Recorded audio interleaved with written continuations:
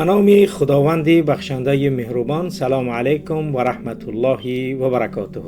بیننده عزیز گرامی، برنامه نامه ها از ناحیه ها به اصلاح نیت شماره 356 امروز تقدیمتان میگردد و واقعا بعضی از نامه های خیلی جالب و خواندنی و دیدنی فهمیدنی به خاطر اینکه وضعیت و حالت کشور و ساکنان مناطق گوناگون کشور را بهتر تفحص نمایید. پس برنامه را تا آخر ببینید و اگر شما هم نامه دارید، درد دارید، شکایت دارید، آنچه میبینید و از آنچه بدتون میآید و میخواهید که وضع بهتر گردد، پس به اصلاح نویسید. از دوشنبه، اسفره، کولا، ولگگرد و پنجکند نامه های با عنوانی اصلاح آمده را برای این شماره برنامه همان جای دادیم.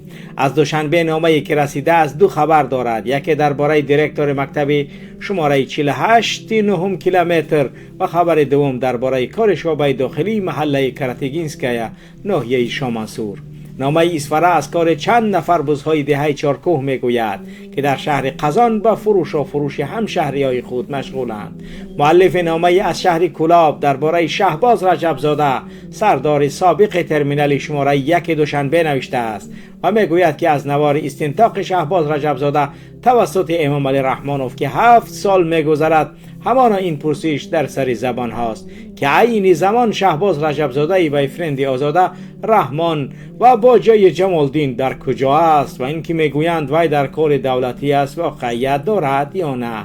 مؤلف دائمی ما از ولگگرد نامه فرستاده است که درباره شهر کلاب و رئیس آن صحبت میکند. یک نفر از شهر پنجکند که فعلا در مسکو بوده است ضمن نامه فرستاده‌اش از آن اظهار تعجب و نگرانی میکند که چرا محض فیرمه نت سولوشنز رستم امام علی برای کوچه های پنجکند ویدیو کامرا نصب میکند. بله بیننده گرامی، قبل از اینکه آغازی برنامه را شروع نماییم، در اولین نامه آن در گذاشتن لایک ها و انتشار این برنامه ما را همراهی نمایید. نامه اول از دوشنبه.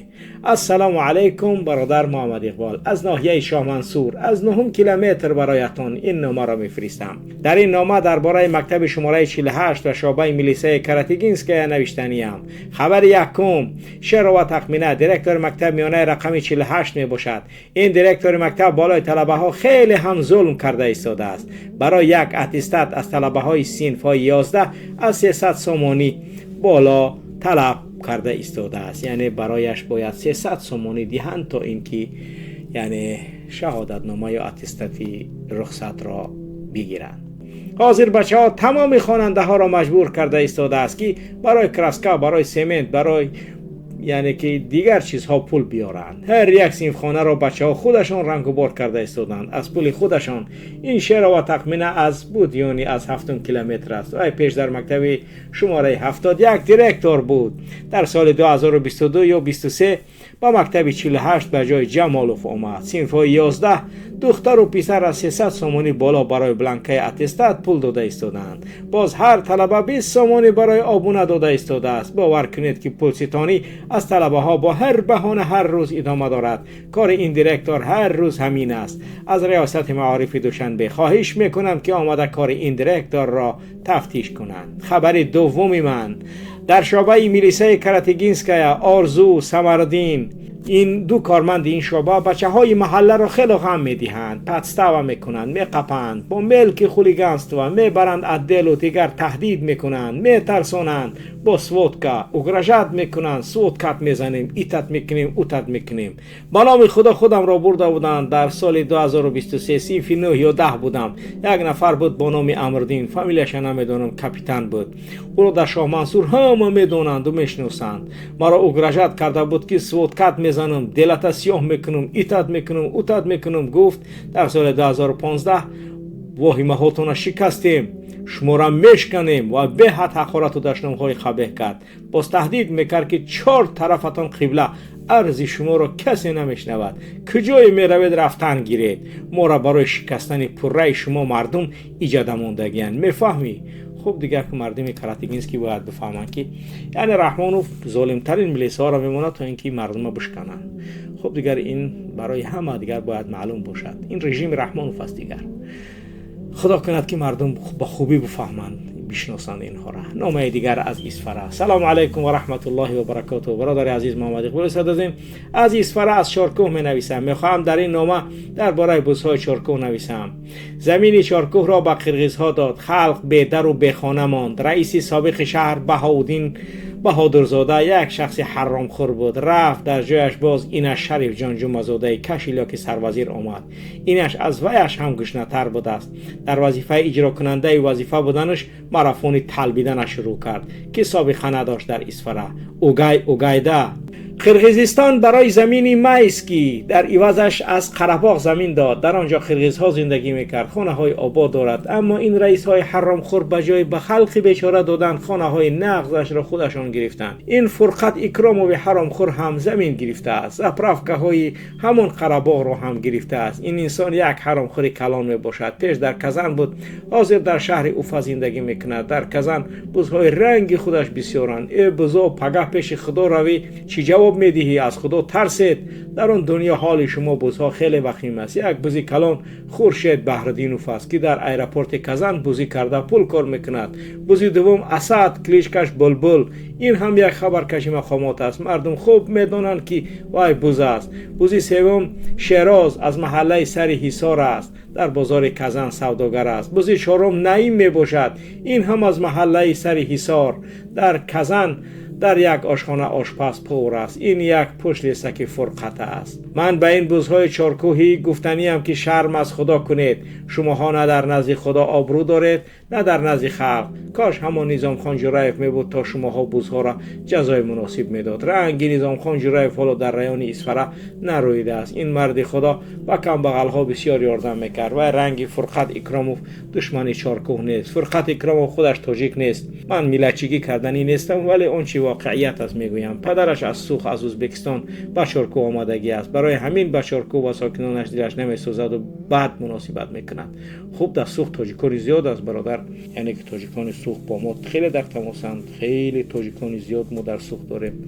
یعنی واقعا ما نمیتونیم بگیم که این یعنی تاجیک نیست، ولی خوب دیگر اون چیزی که نوشته شما برای تحریف نشود نشر کردیم. ولی در سوخ تاجیکان خیلی زیادند. خوب امیدواریم که این بزرگ مردم شناختند و دیگر میفهمند که کی بز است کی چیکار کرده است. نامه دیگر از کلاب. سلام علیکم برادر محمد اقبال صدردین، برادر مبارز راه حق. من سایت اصلاح را پیوسته مطالعه میکنم و برنامه‌های شما را در شبکه یوتیوب تماشا میکنم. حاضر بجز از سایت شما دیگر تقریبا رسانه‌ای که درباره جرم جنایت و ظلم و ستم رحمانوف و حکومت وی نویسد نیست گویم هم می شود. من چند وقت می شود که درباره شهباز رجبزاده سرداری ترمینال رقم 1 دوشنبه که گذرگاه مهم گمرکی است از شما پرسیدنی بودم. گاه می گوید که وی در دبی است، گاه می گوید که باز در کدام مقامات به کار درآمده است.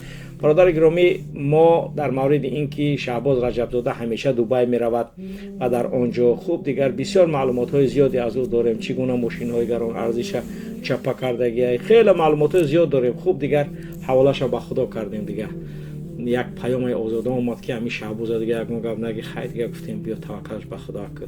یعنی آزاده سخت یعنی که حمایت میکنه. راست دیگه برای من بسیار جالب است. صحنه محاکمه او را از طرف محمد رحمانوف دریا دارید. همان محاکمه رحمانوف و محاکمه دادگاهی برابر بود، ولی در آن محاکمه که از طریق تلویزیون ها پخش شد و حالا هم نوارش در فضای مجازی میچرخد، رحمانوف هم پرکرار بود، هم سودیه و هم ادوکات. با عنوان پرکرار گفت که گناهت از موی سر از زیاد و حتی گفت که من خبر دارم. گفت دروغ نگو، هیچ جا را نخوندی. چند خانه داری، چند ماشین داری، من میدونم. گفت چند سال کار کردی که این همه را جمع کردی. با عنوان سودیه حکم صادر کرد که 15 سال زندان میشوی، اما نه با در نظر داشتی جوانیش، بلکه از روی بایفرندی آزاده بودنش دفعتاً بخشیدش. انا سودیه و پرزیدنت برحمش. نزد میکروفون اینجا بیا. کی شما؟ رجبزاده شهباز مظفر. چند سال شد کار میکنی؟ 1 سال و 8 ماه محترم جناب. 1 سال و 8 ماه؟ بله. چند خانه داری؟ راست شگو. 3 تا محترم جناب. چند ماشین داری؟ 1 تا. 1 تا نه، راست شگو. من دارم دستم. فهمیدم و 2 تا من است، 1 تاش از من است محترم جناب. 1 تاش به نام دیگر، 1 تاش به نام خودت. چند سال میستد ماشین؟ چند زبانی خارجی را میدونی؟ 3 زبان محترم جناب. کجا را ختم کردی؟ دیپ اکادمی روسیه محترم جناب ولی دروغ میگوی، ختم نکرده ای. کنسولش رو بله ختم نکرده ای، دروغ نگو. بله ختم کردگی نیستم محترم جناب ولی با سبب های پیشت کردم برای نداشتن سواد. چرا از نام فرزندان راهبر دولت میزنی؟ همین کادر جوان گناهت از موی سرت زیاد است. فهمیدی؟ در کدام ساختاری کار کردی؟ از جای تو جزا قطعی پیشت کردن. از چه کار در قبول کردن؟ من نمیدونم. یگان کسی اطاعت نمیکنه، سلام نمیکنه در تو. چی؟ تو یگان باز از آسمان چکیدی؟ نه محترم قانون برای چی؟ قانون برای کی است؟ گناه نداری؟ کمودی نداری؟ دارم همین زویر عرضت میشه گم میشه. همین خیلی که جوانی نباشه کجی ترما را میگیری، نه کم از 15 سال. پولای خارجه برآوردگی دم گردونی. خوب شد شید. معلوم است که این همه معلومات ها را اداره های مخصوص به رحمانوف میرسانند، اما جالب اینجاست که شهباز رجبزاده رفیق خوبی آزاده بوده است و یقینا آن اداره ها که این همه معلومات درباره شهباز رجبزاده را به رحمانوف دادند این پهلوی مسئله را هم میدانستند. چگونه در 1 سال و 8 ماه 3 خانه و چندین عدد ماشین و با صاحب رتبه پدپلکونیکی میشوی. اما باز بعضی ها گفتند که رحمانوف اینجا یک بازی، یک اسپکتاکل خوب تشکیل کرد و تمام. خود را با وجدان و حق جو نشان داد گویا. اما اگر در حقیقت بخواهد که دزدان حکومتش را بخپد باید همه‌اش را دستگیر کند که این کار را نمیکند. اگر دقت داده باشید محکوم شونده شهباز رجبزاده فرمان داد همه پول و مال از کشور برآورده ات را به کشور برگردان. آیا این فرمان رحمانوف اجرا شد و شهباز رجبزاده مال و ملک مغازه های در بلاروس داشته اش را به تاجیکستان برگردان؟ اگر بله پس کجااند؟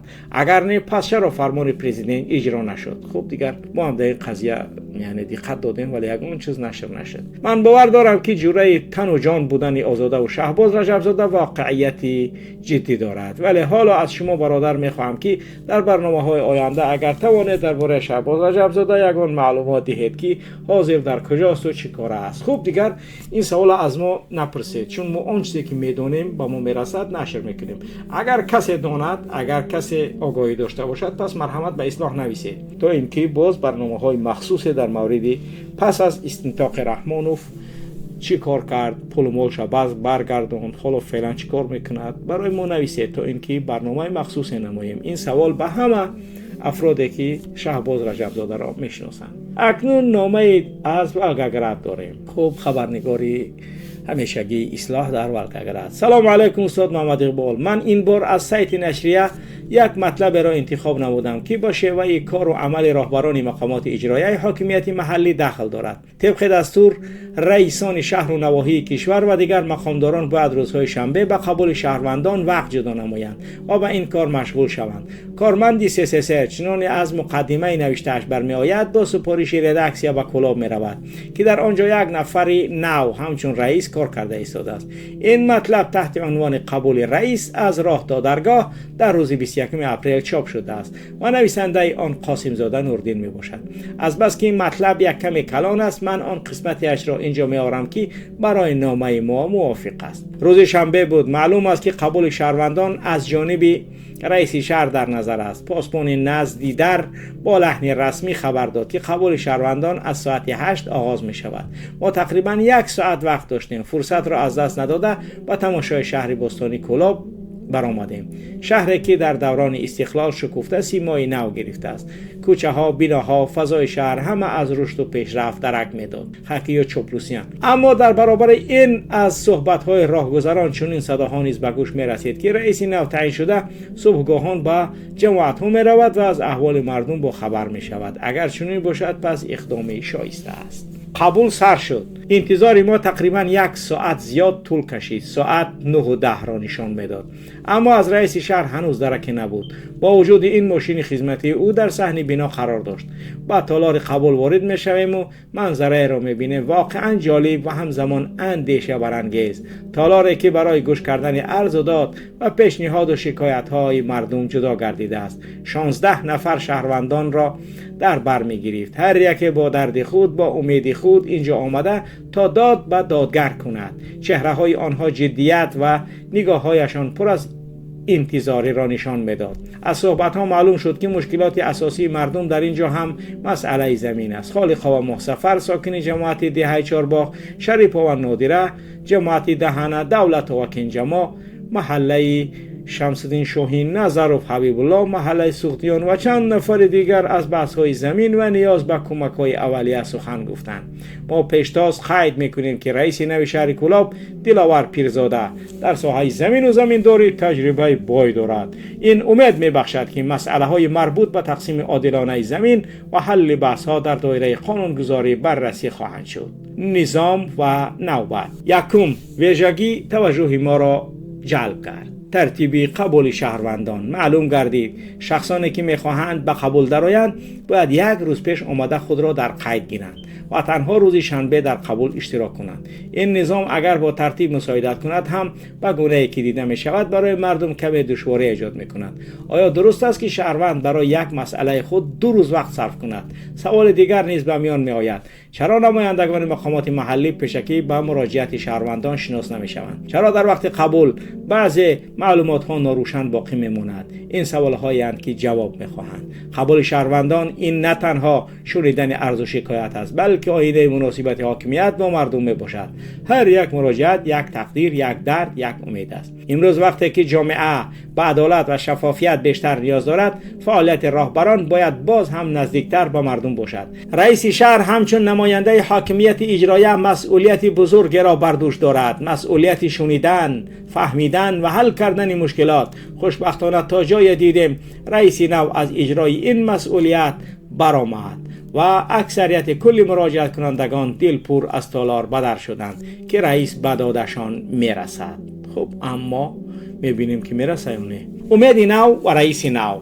سفر ما به کلاب تنها یک گزارش عادی نبود. این یک دیدار با واقعیت بود. واقعیتی که در آن امید و نگرانی، انتظاری و طلبات همزمان جای دارند.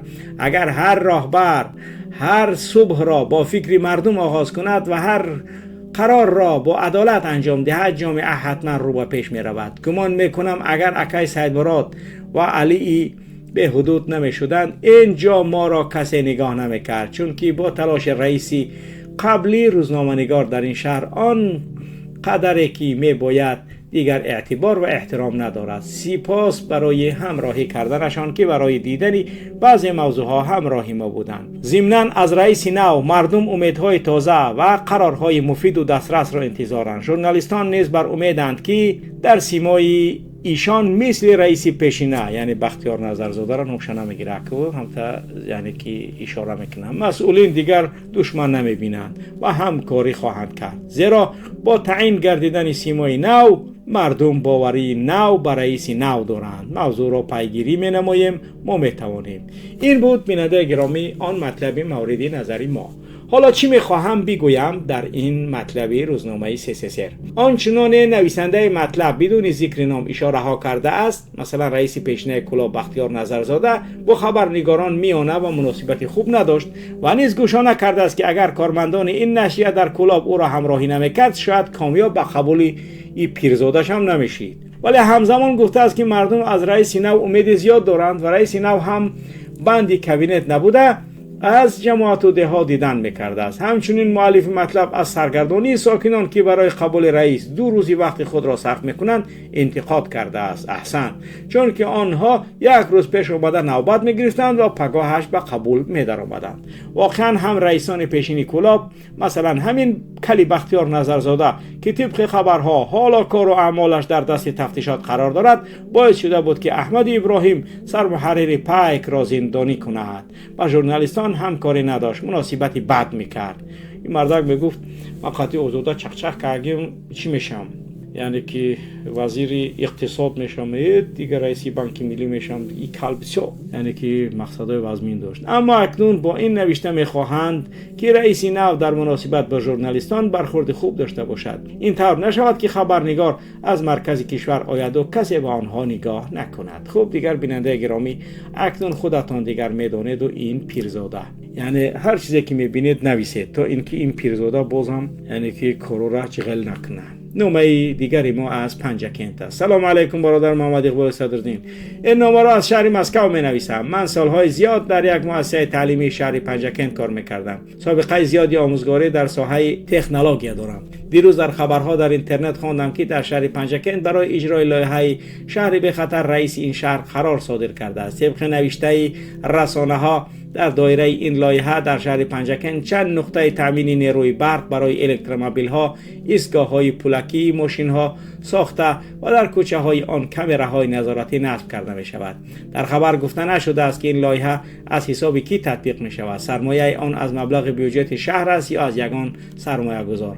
من یاد دارم که وقتی در دوشنبه برنامه شهر به خطر به اجرا درآورده شد، پول آن را از خطای گرفته بودند. گفته می شود تمام این لایحه با تجهیزات خطایی ساخته می شود و اجرا کننده آن فرمای نت سولوشنز بوده است. این شرکت از آن اوستا گروپ دوشنبه است که منسوب به رستم امومعلی می باشد. بر پایه نوشته های اینترنت جمعیت مسئولیتش محدود نت سولوشنز نتورک در سال 2016 با بازار مخابراتی تاجیکستان راه یافته است. این شرکت نت سولوشنز اجرای برنامه شهری به خطر در پنجکند را توسط مزایده گرفته است و یا اینکه با سوء استفاده از مقام رستم امومعلی دیگر به قضاوت خود شما واگذار می شود. سال گذشته بازار پنجکند به کام آتش رفت. شنیدم که در نزدیکی کانسرزواد سابق از نفران نزدیک رحمانوف و رستم بازار ساختند و فروشنده های بازاری سوخته شهر را همانجا می برند، اما نرخ یک تاچکه برای آنها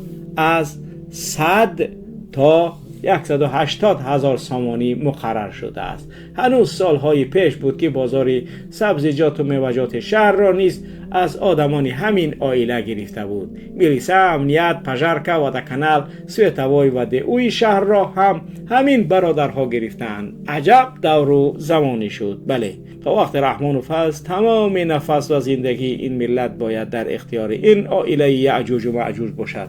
اگر خواسته باشید که آزاد گردید، پس باید مبارزه در مقابل این رژیم را یک دقیقه هم نگذارید. برای بیننده گرامی، در نوشتن نامه ها و ارسال معلومات هایی که در اختیار دارید به اصلاح فرستید تا اینکه آن را ما همگانی نماییم. با امید پیروزی با شما بود محمد اقبال صدرالدین. سلام علیکم و رحمت الله و برکاته.